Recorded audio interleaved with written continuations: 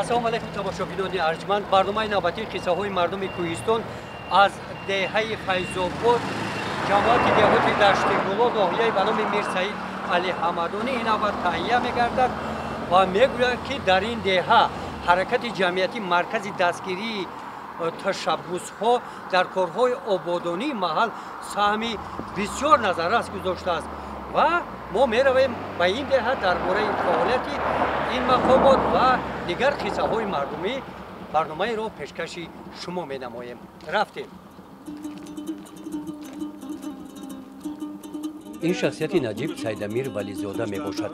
ӯ рӯзноманигор, нафаре ки оиди таърихи ташкилёбии ин деҳа бо номи Файзобод ба ёдгор барои наслҳои оянда мақсади навиштани китоби таърихӣ дорад. ин инсони нексириш мегӯяд, ки қисми зиёди маводҳоро ҷамъ овардааст. ана ин дарахтон яке аз нишонаҳо аз давраи ташкилёбии ҳамин деҳаи Файзобод мебошад. акай Сайдамир, мо раҳ мекардем дар бораи таърихи деҳа ва номи деҳа. деҳаи Файзобод аслан аз соли 1950 обод шудагиаст. инҷа як туғайзор буд. туғай беша як макони ҳайвонотҳои ваҳшию дарандаву паррандаҳои нодир буд. инҷа қадами инсон шояд ки дар инҷа расидагӣ набошад. ҳамин дарёи панҷ ки соҳил надошт, меомад пол гирда дар ҳамин ҷои паҳра ҷои ноҳия давр мезад, бо дар деҳаи Саёд бо маҷрои асои худаш меравад. яъне солҳои 50 мардум инҷа омад, мардуми таҷоӣ аз деҳаи чолокамар, ай хоҷагӣ, сарҳади сурх омадан инҷа колхози Ленин ташкил карданд. соли 1953 мардуми болодараи ноҳияи Дашти Ҷум омад. уман баъд иҷара деҳа карданд. номи Файзобод аз куҷо пайдо шуд? номи Файзобод акиҷа гуфторҳои навишторӣ ва хеле чӣ ҳастанд, шифоҳӣ ҳастанд, вале дақиқан ғолибан соли 1952 вақте ки котиби якуми кумитаи марказии партияи коммунистии Тоҷикистон аллома Бобоҷон Ғафуров аз ноҳияи Фархор меомаданд ноҳияи Чӯбек. баъд иҷара як сол пеш бо мактуби расмии ҳамин раиси колхоз худо биомӯз Раҳим Мурод дар инҷа ду кӯчада хона соз мекарданд. зиёда аз 50 хона, хонаҳои тахтагин буданд. ба забони русӣ каркасни мегуфтанд. мардуми маҳаллӣ хонаҳоро каргасӣ мегуфт. ҳадафи роҳбари давлати ҳамон вақтан ҷумҳурӣ ҳамин буд, ки рафти ҳамин сохтмону ба истифодабарии ҳамиҳо хабардор шавад. мардум он вақт дар капа зиндагӣ мекарданд ва дар заминканҳо, землёнка. Бобоҷон Ғафуров меояд, ман дар ин деҳа меҳмон мешавад. баъд ёне ки меҳмон мешавад, баъд аз раиси Мурод мепурсад, ки ин деҳаатон чӣ ном дорад? мегӯяд, ки деҳамон ба номи Ленин. мегӯяд не, ин номи ба номи Ленин номи колхоз аст. деҳатон мегӯяд рости гап боли ҳамин Ленин аст. мегӯяд ин хел ки бошад, ина қарори ҳукумат баромадааст, колхозҳои хурд-хурда якҷо мекунанд. пага ина колхози ҳамсоя Энгелс, колхози Красни Часовой, ина инҷа шӯъбаи сеюми совхози Метантуғай буд, ҳозир деҳаи Тагновай. ҳамиҳо ҳамаш якҷо мешаванд. баъд ҳар деҳа ном доштанаш дар кор ва намуна 5-6 нома пешниҳод мекунад. дар байни ҳамун номҳо аз ҷумла Файзобод ҳам ҳаст. баъд мегӯяд, аллома Бобоҷон Ғафуров мегӯяд, ки хайр шумо метавонед, ки хеле ё ки дилхоҳ номе ки худатон мехоҳед, ҳаминҳоро интихоб кунед. вақте ки вай ҳамаи деҳаҳо якҷо мешаванд, баъд иҷара ном мегузоранд. соли 1952 баъди иҷа ҳамроҳшавии колхозҳои хурд ба як колхози калон, баъд иҷара ном мегузоранд номи Файзобод. ҳамон дар арафаи иваз кардани номи ноҳия аз Чӯбек ба Москва ном мемонанд деҳаи Файзобод. аслан таклифи ҳамон аллома Бобоҷон Ғафуров буд. дар суҳбати сарироҳӣ ҳини сафар раҳораҳ бо устод дар бораи дигар саҳифаҳои ҳаёти деҳа ҳамсуҳбат мешавем. худибинои ҷамоати деҳот яке аз саҳифаҳои таърихи гузашта ва имрӯз барои сокинон ва меҳмонон мебошад. деҳаи Файзобод маркази маъмурӣ ва ҳам маркази фарҳангӣ дар деҳоти дашти гуло мебошад. акай Сайдамир, ин яке аз деҳаҳо, яке аз биноҳои پیشینه بله پیشینه در امی دشت گلو است بینای معمولی هم جماعت دهود بله. مختصرا درباره همین بینو نقل کنید بینو سال 1958 به استفاده داده شده در همین بینو شخصا پدر ما راننده بود از شهر کلوب همراهی نعیموف عبدالعزیز زیاده از 136,000 خشت امیر آوردگی یگانه امی نخستین بینای هم معموری ریاستی کلخوزی به نام لنین سابق و هم بینای قصر فرهنگ دارد کاخی فرهنگ دارد به داخل بینو میشه مرحبا مرحبا رفتید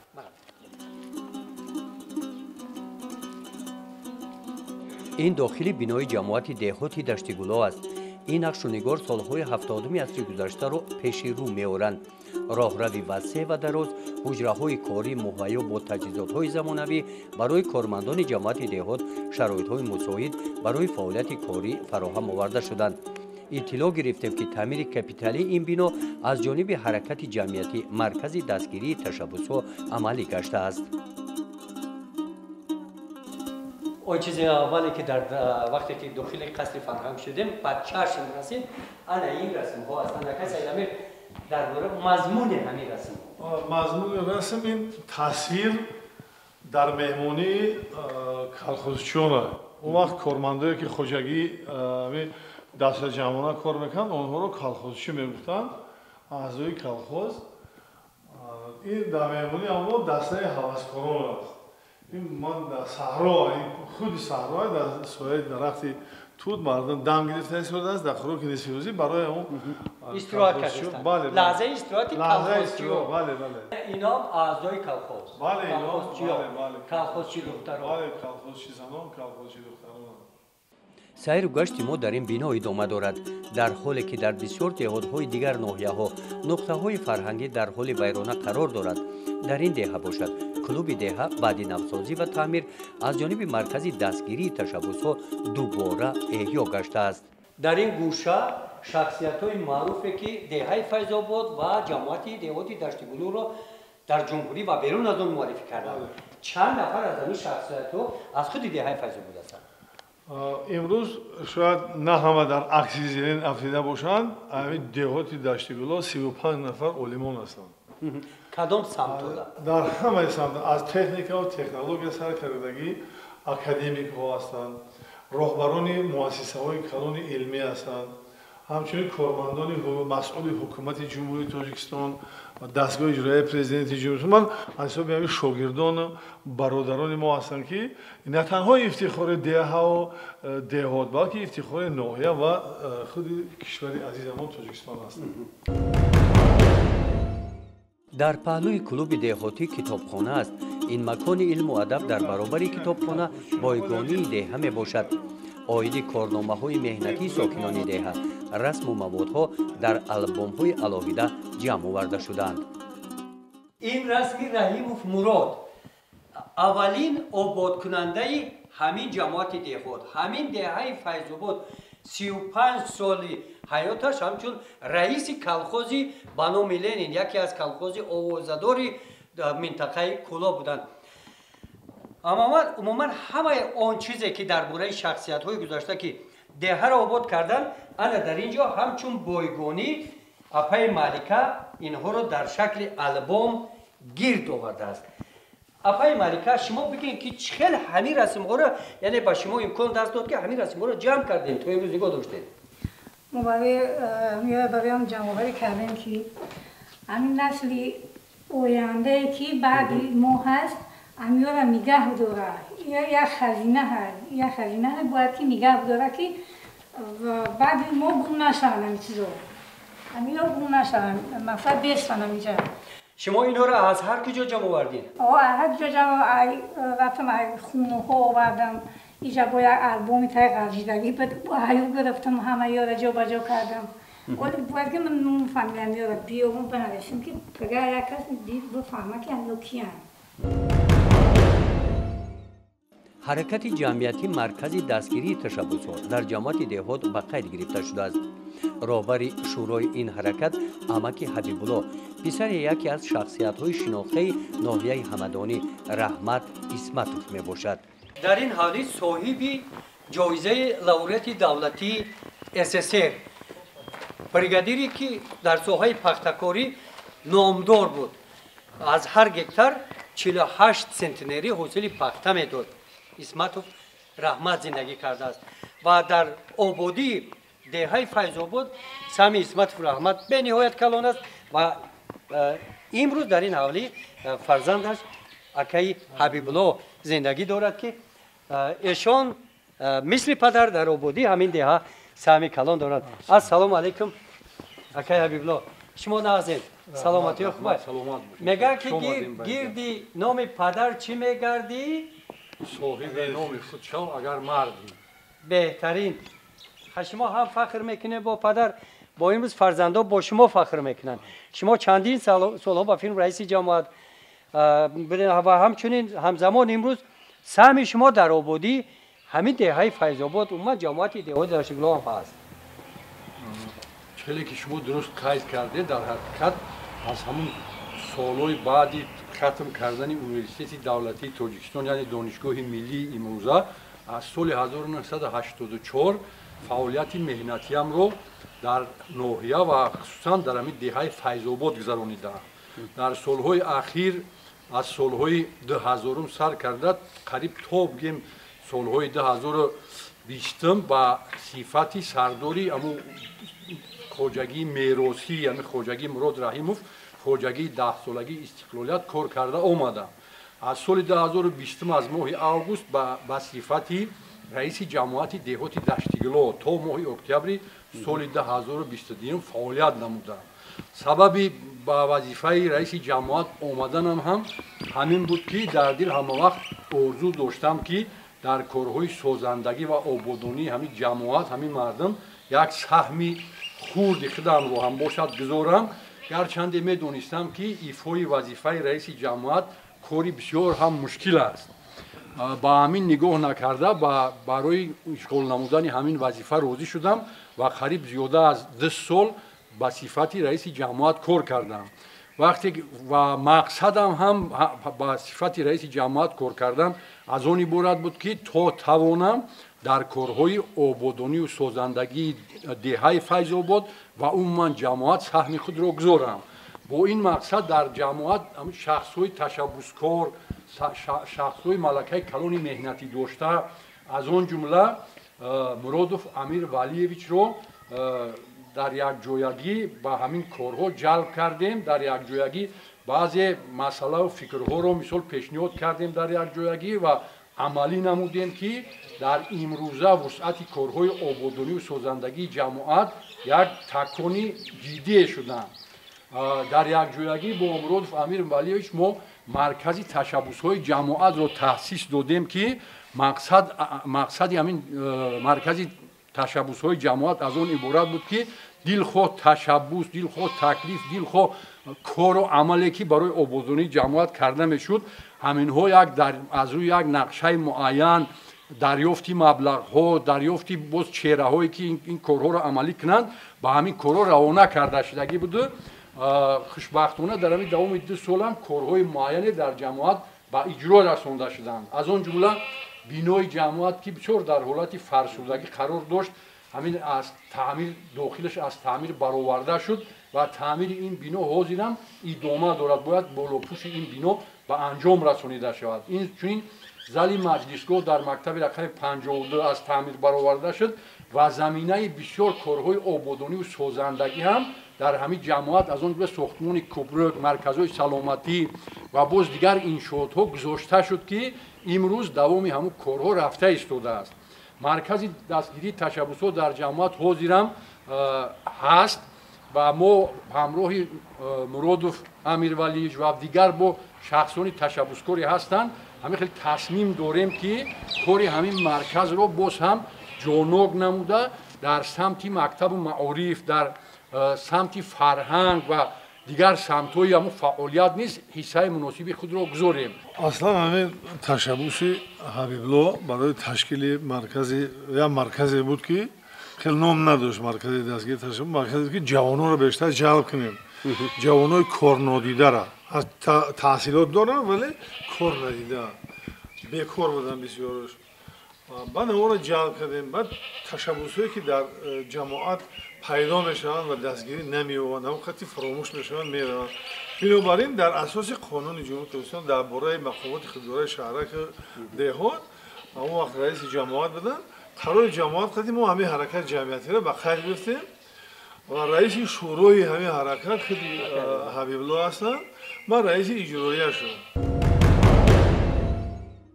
طور قید کردیم دهه فیض‌آباد مرکز ماموری دهاتی دشت گلو است. اوید امروز این دهه معلومات پررفتر را از رئیس جماعت دهات پرسیدیم. جمعه خان قربانوف رئیس جماعت دهاتی دشت گلو رئیسی با شماره بگیریم 12ام رئیس جماعت دهات از دوره تشکیلاتی همین دهات. استاد درباره کوتاه درباره همین دهاتی دشتگلو معلومات بده. چند دهه است؟ شماره اهالی چقدره؟ جماعت دهاتی دشتگلو شماره اهالی جماعت 23607 نفر با سال 2023 میرسد. 4 تا دهات داریم. دهاتی کلانترین دهه فیض‌آباد است که شماره اهالی 16136 نفر تشکیل میده. در حدود دهه فیض‌آباد دو مکتب میونه یک مسجد جامع یک تا مسجد 5 وقته است بعد بنگاه طبی است بعد کسالخانه بیمارخانه رقم 1 منطقه با چیز دارد بازار داریم در حدود دهه فیض‌آباد بعد اسیاب مرکزهای خدمت رسانی یک تا حمام داریم دیگر 93 تا مغازه هست که با مردم خدمت میرسونند و در حدود جماعت بعد اسیاب اور 2 تا داریم 2 تا زواد کارکرد پخته زوادی خورد. فیض‌آباد این دهه 3 راهی اساسی دارد. بین این راه‌ها میانه راه‌ها می‌گذرد. در شفتی دهه این بازار و دیگر مرکزهای تجارتی فعالیت دارند. اینجا دایم سیراده میباشند. در پهلوی دهه انا این دریاچه سیاها میگذره که در دوره شوروی هم معروف بود. اینجا سیاحان می اومدن، مهمانان می اومدن. ساحل این دریا جای استراحت بود. اکا سیدامیر امروز ما دیده استیم که اینجا کوپروک ساخته می شود. ضرورتی همین ساختن همین کوپروک برام. سلامت باشه. اصلا دهه فیض‌آباد با همین دریاچه بسیار معروف بود. اگر شیار رفیق دوستا از شهر اگر راهکی میشیدن میگفتن که جای استراحت نه خونه نه در ساحل دریاچه پرده. با مرور زمان ساخت دیگر شد و بعد سال 2005 یک آفتی طبیعی شد رخنه شد همه ساحل دریای 5 خیلی جاها ویران کرد و ضرورت این ساختمان یک دهه نو به وجود اومد که عین زمان یک محله همین دهه به حساب می‌رود زیاده از 2,500 آدم زندگی میکنه. شما تصور کنید که این آدم‌ها به کجا رفت آمد دارن. مکتب بچه‌ها چقدر مکتب میروند.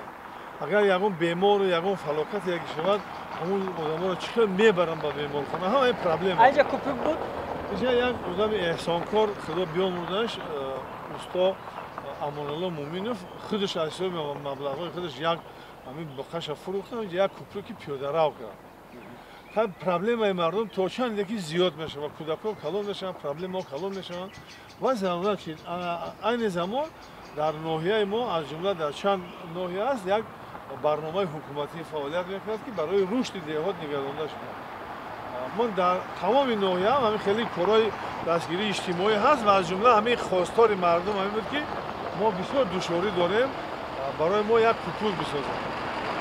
و این لایحه حکومت جمهوری اسلامی است نامش لایحه تحکیم استواری اجتماعی اقتصادی است و خواست مردم همین بود و امروز با قریب با ارزش 3.5 میلیون سومانی همین کوپروک ساخته میشود. زینالله مرادوف یکی از صاحبکاران موفق از دهه فیض‌آباد است. با اقدام او در این دهه یکچند کارخانه‌های خردی استحصالی بنیاد یافته است که نفران امکانیتشان محدود را به کار جلب می‌کند. در این دهه این کارخانه دوزندگی از تشکیلات جمعیتی معیوبان روانبخش میباشد. راهبر این تشکیلات این لحظه صحبت من مرکز زینالله مرادوف. مختصرا درباره همین کارخانه که شما کارخانه دوزندگی را تأسیس کنید. تشکر زیاد. من روبروی جمعیت مایمون روانبخشی روانبخش در نایه همدانی زنگ نمرود هستم. این حال ما قرار داریم در سیخی در کارخانه دوزندگی نزدیک تشکیل و در اینجا خوشبختانه این حال با دستگیری برنامه رشد سازمان ملل متحد صاحب 16 تا ماشین دستگاه دوزندگی شده و امروز دختر ما 5 ساله دارم. اینجا چی بدوزند؟ اصلا شیواران ما امروز برای خدمت اهالی هستند در نوبت اول و در موسم اکتبر برای لباس‌های مکتبی و دیگر تجهیز عروسی هم هستند و با دختران زیادتر هنرهای مردمی هم توجه دارند. اهالی دهه فیض‌آباد رو به افزایش داشته محله‌های نو بنیاد می‌گردند. از خانه‌های زیرزمینی زملянка بعد خانه‌های کپگی انا امروز باشد بعد 73 سال این دهه انا این خانه‌های زمانوی آباد شده ایستاده است. در برابر خانه‌های زمانوی یعنی سطح زندگی مردم بالا رفته همچنین دهه کارخانه‌های بسیاری صنعتی دارو میباشد. اگر سیدمی کدام کارخانه‌های صنعتی را دیدم مثل الان این کارخانه پخته اصلا همین دهه ما را دهه صنعتی بگیم خطا نمیکنیم. در خطر دستگیری تمام همین سیاست اجتماعی جناب عالی بعد اعلان شده سال رشد صنعت در اینجا کارخانه براری روغن براری، کارخانه آرد براری، بعد کارخانه رشد سمنتی میمونه سمبلا بله سمنت بعد دکتران خدمت رسانی تکنیکی همه همین فکر میکنم که در رشد همین دهه مساعدت از سطح زندگی مردم چقدر؟ سطح زندگی مردم هم میشه گفت که در همین سال استقلال همه همین خانه‌های که شما دیدید و همین کوچه‌های زیبا و بسیار حال گل گلگشایی که می‌بینید همش همین ثمره استقلالیت دولتی. در دهه فیض‌آباد در برابر کشاورزی ساختمان و صنعت هنرمندان هم زندگی دارند.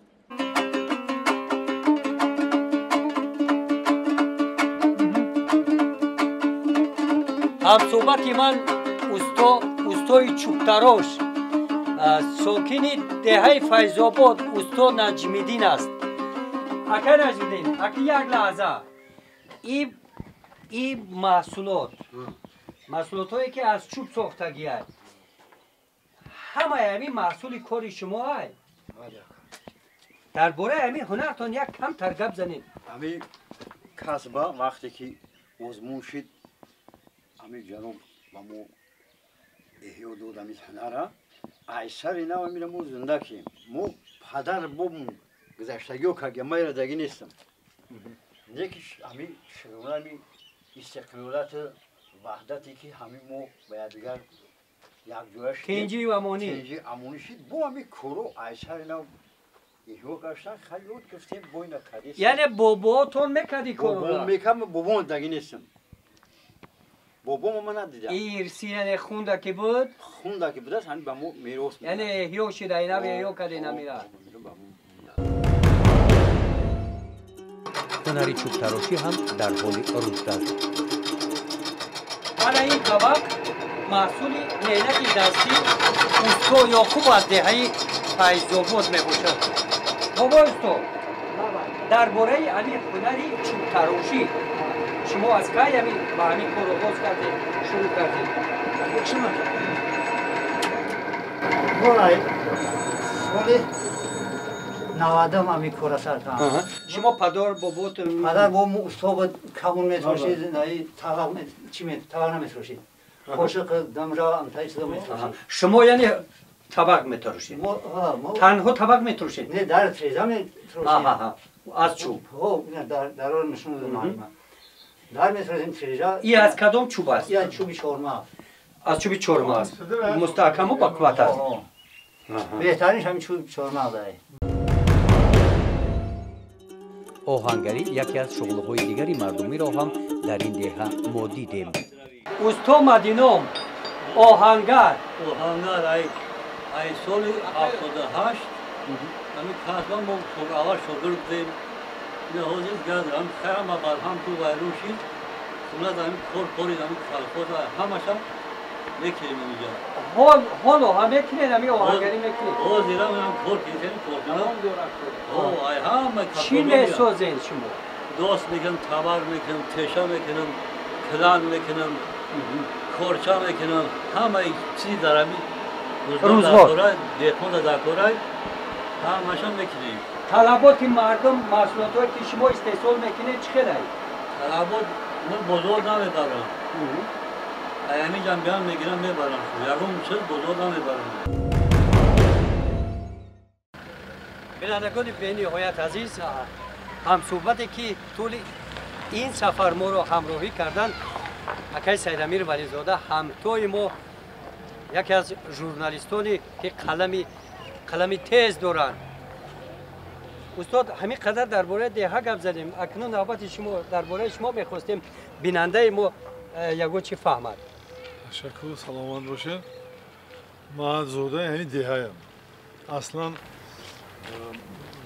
8 سال پیش تولد من همین دهه بنیاد یافتگی سال 1950 ما 58 فعالیت من هم مکتب همین دهه را ختم کردم مکتب میانه رقم 4 در همین دهه بعد ختم دانشگاه آموزگاری شهر کلوب سال 1980 آموزگار بودم سپس مشاور ناظر معارف بودم با اومدم در همین دهه خودم در مکتب نو مکتب رقم 52 11 سال دیرکتور مکتب بودم با تقدیر بوده است در همین جماعت 2 سال رئیس جماعت بودم از سال 2005 تا سال 2011 همچون مدیر شعبه مقامات معارفی مقامات اجرایی حکومت دولتی نوبیت بودم بعد نخستین پرزیدنت اولین مکتب نخستین دیرکتور اولین مکتب پرزیدنتی در ولایت خرطوم در منوی باختر کردم خلال فعالیتم در نوحیه پیش از نفقه برآمدن سرمحرر روزنامه نوحیوی ظفر بودم سلامت باشید یک جهان تشکر استاد برای راهنمایی برای راه بلدی برای سخنهای نیک سخنهای خوب سخنهای اندامیز تمام خوب و خوب تماشابینان ارجمند این بود برنامه نوبتی قصه های مردم کوهستان از دهه فیض‌آباد ناحیه به نام میر سعید علی حمدانی تا بازدید در یگان دهه دیگر تا بازدید سلامت باشید